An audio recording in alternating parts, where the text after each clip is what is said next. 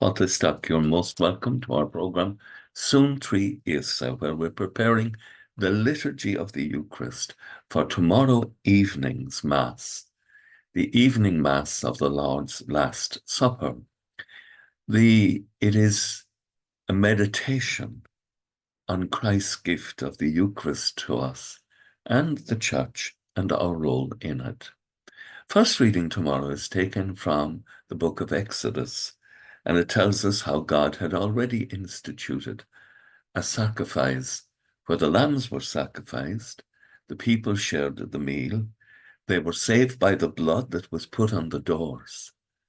They were delivered from the harm that was coming when the angel of death. And that this was a festival to be celebrated among the people. That theme is picked up in Psalm 116. The blessing cup that we bless is a communion with the blood of Christ. Oh, precious in the eyes of the Lord is the death of his faithful. A thanksgiving sacrifice I will make. I will call on the Lord's name. And the earliest written account in the sacred scriptures is written in the letter that Paul wrote to the Corinthians. 1 Corinthians chapter 11, the first account of the creation of the Eucharist on Holy Thursday evening. This cup is the new covenant in my blood.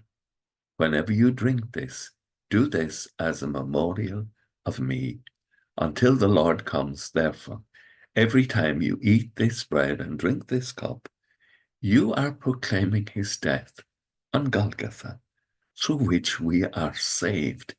Each Mass puts us in touch. Hebrew theology, we ask God to remember.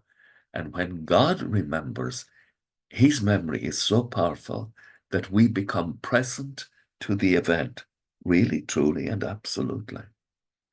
We are there at the moment of Christ's sacrifice, and we share in the grace of that moment. And the Gospel tomorrow, John chapter 13, 1 to 15. And this is the story of how Christ demonstrates his love to his disciples and asks us to do the same. And we have this remarkable moment when he washes the feet of the disciples. And in many churches throughout the world tomorrow evening, this will be reenacted as a silent meditation. No explanation necessary. What it means to you as you experience this moment is what the Spirit is giving you as a gift on Holy Thursday evening. I don't explain it.